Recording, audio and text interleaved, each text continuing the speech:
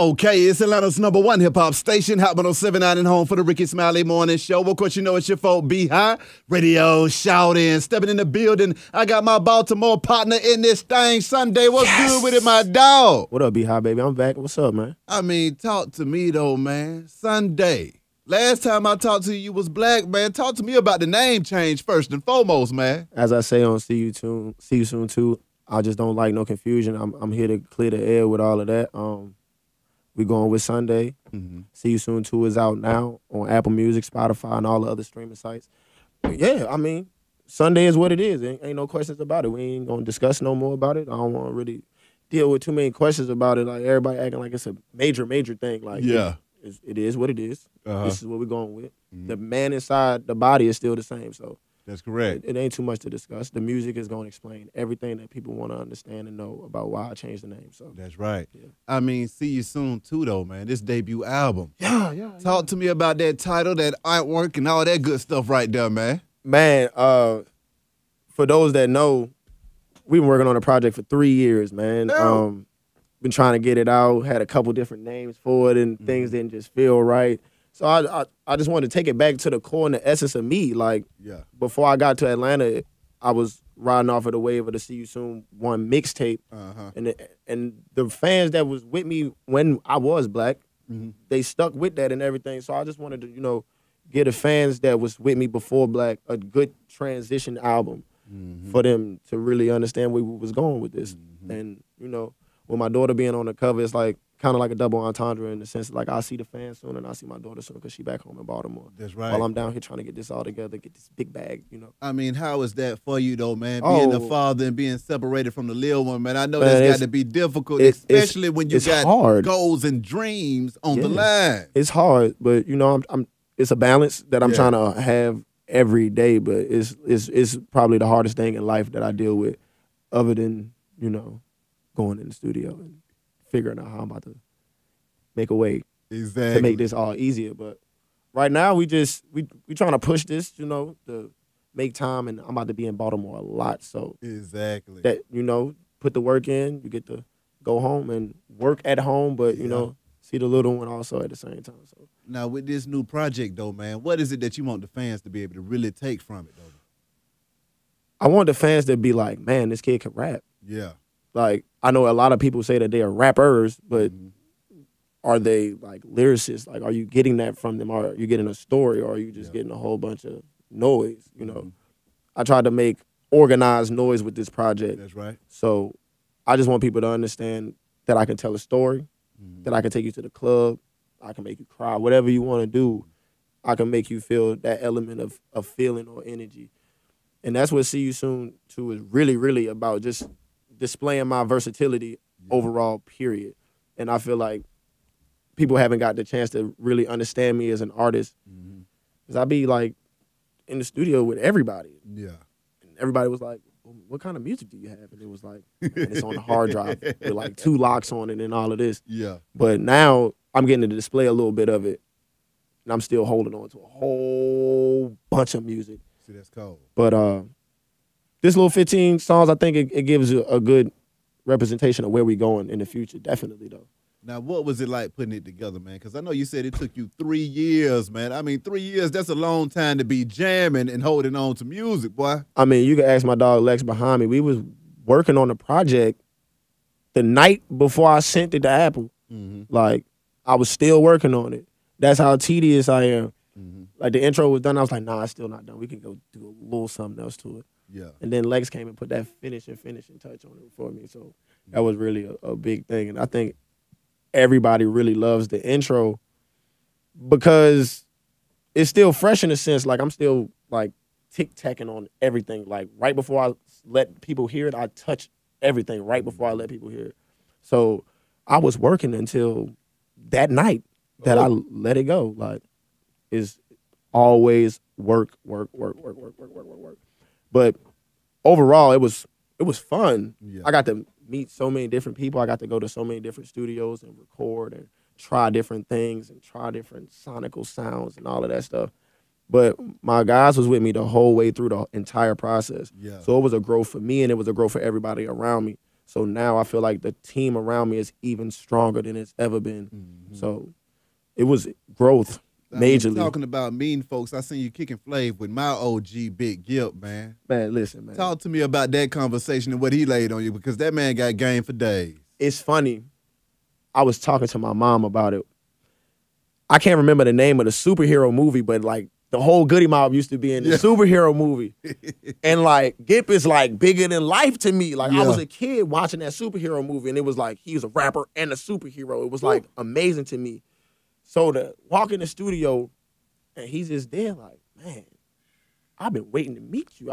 Exactly. I'm like, me? Yeah. I've been waiting to meet you. And just to sit there and kick it and vibe and get so much game from somebody that's been in the game for years and who has influenced so many artists, it was just a blessing. Like, I can't say anything more than it was a blessing. Exactly. Like, shout out to the whole Goody Mob, man. You know, 1,000. Foundation for real. Now, I mean, another vet, though, my sister Wendy Day. Man. You see what I'm saying? Now, Wendy, she's been behind some of the biggest deals in hip-hop history. Absolutely. So, I mean, what was that conversation like, being able to pick her brain and get down to the bottom of some things? It was a confidence booster. You know, and I don't think an artist could ever have too much confidence. You know, people be feeling like, oh, the artist is arrogant and all of this, but I feel like an artist has to have some type of arrogance in a sense. Like, you want your artist to be as confident as ever. Go out there on the stage, go in the studio and deliver. Yeah. And she just looked me directly in my eyes and was like, you're a star. Ooh. And to get that from somebody who said, Cash Money, Tupac, Eminem. No Eminem. limit. What? Come on.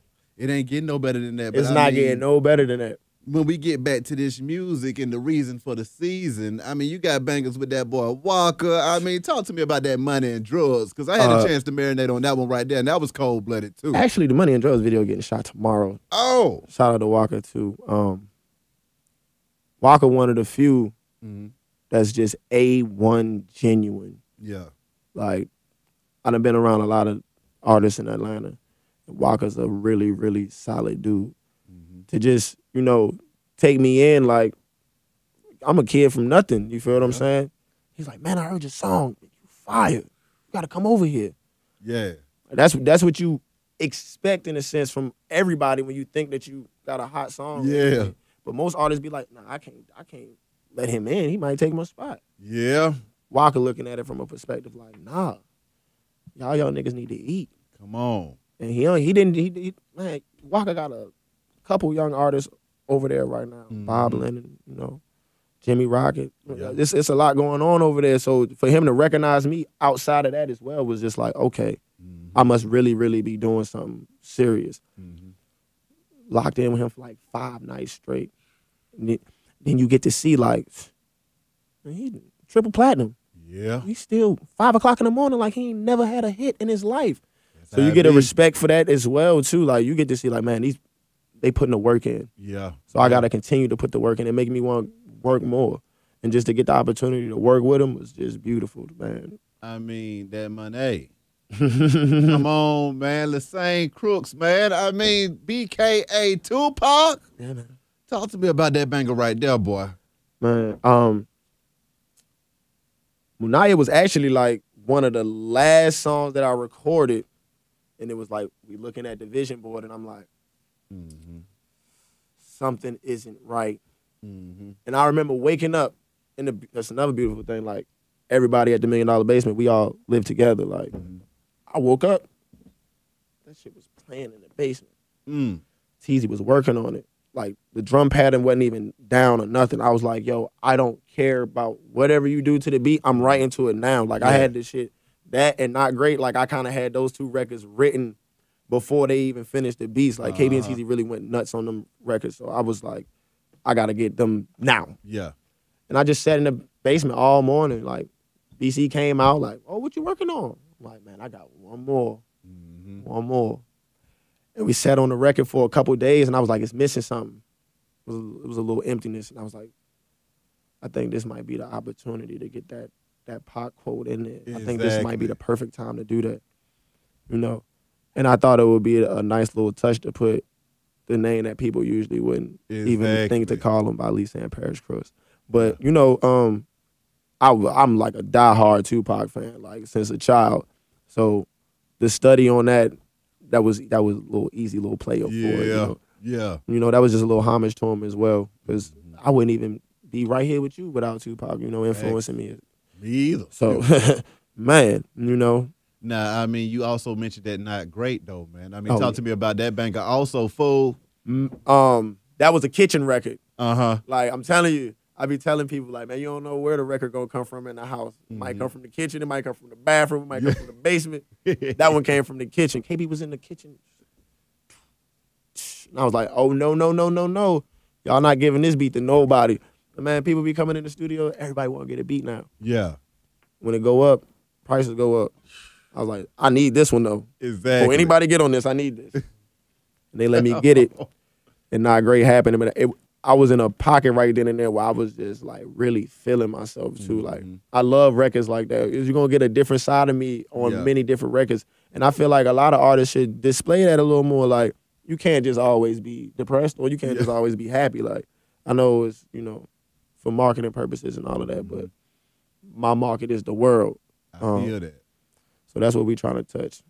Now, I mean, I understand that Barack Obama, former president of the United States, pardon your father, man. Shout out to Obama for doing that as well. Talk to me about that and what went through your mind when that transpired right there.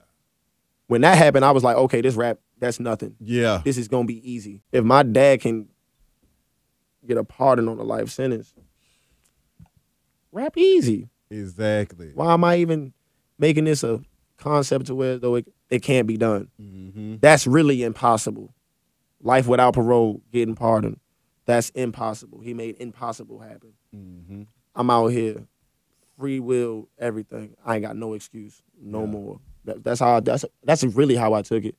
And then when he finally got out the doors and I got to touch him and everything, it was just like, man, 16 long years. Woo! But those 16 long years helped make this story. Exactly. Help make See You Soon too. Come on now. Help make the story that we moving forward with as well. So, you know. Now, back to the music, man. I mean, you got a lineup of some cold-blooded producers. I mean, my brother Super Mario, that boy Dun Deal, OG Parker. I mean, Easy. I mean, you got a lot of boys getting busy. And the $1 Million Basement, you know. We put it together. Break that down to me, man. Oh, man. Everything with me, I try to make organic. Yeah. Like, those aren't the only producers that I have come in contact with, but those are the producers that organically records just happened, and it was beautiful records. And I like those records the most because it's just, I want people to genuinely feel me. Like, See You Soon too, I was really concerned about people feeling me. So I took all of the records that I had genuine organic feel with and made a complete project out of them. Dun Deal come to the studio, solid as a rock, genuine A1 dude. You feel what I'm saying? Super Mario, I literally have known Super Mario since South Carolina, since before 2 Cup stuff. Like, see, that's cool. To see him rise this fast is just amazing to see. So it's just like, man, we got to get in the studio and work. He like, man, we got to work. Exactly. I ain't forget about you, bro. You know, we got plenty records to do. You know what I'm saying? So it's just like, okay. And then Super Mario come to the crib and hang out with the boys, or we'll be at Mean Street and Mario and Minor from the $1 Million Basement. They'll get together and make a record. So, you know, it's all about building. And that's really what I'm really focused on this year, building upon See You Soon 2 and just, you know, continuing the catalog. Exactly. Because See You Soon 3 definitely on the way. You ain't never lied. Now, I mean, talk to me about these visuals, though, too, man, because, I mean, those visuals are cold-blooded also. The creative team, Spud, BC, 6. I really just feel blessed now with the team around me completely. Like, I just got more than what I could ever want and ask for. Kind of funny. The Waka video, Spud called me. He was like, I hope you know, we're not just doing no regular out in the hood video. I'm like, okay. He said, I got something special for you. Yeah. And it's just like that. When he say something like that, I trust him that much. Like, he don't even got to tell me the treatment. Like, I trust him. Exactly. You got to trust them in some way, shape, or form. They trust me to go in the studio and do what I do, so I got to trust them to do what they do and let them be great at what they do as well. And it just always comes together at the end, and I always love the end product. So shout out to my visual creative team, you know. I can dig. So now, Svnday, you got folks calling you the chosen one now. Man. I mean, what's going through your mind when you hear that coming from greats and people out here that's really respecting your grind and your mind, man? Finally. Honestly. I take my craft serious, day in and day out. Even if I'm not writing in my phone or with a pen, it's getting done in my brain. The stories that I tell, I try to make them as honest and as truthful as possible, whether or not it hurt me or the people that hear them. So I feel like the truth in it should be honored. Yeah. In any way, shape, or form.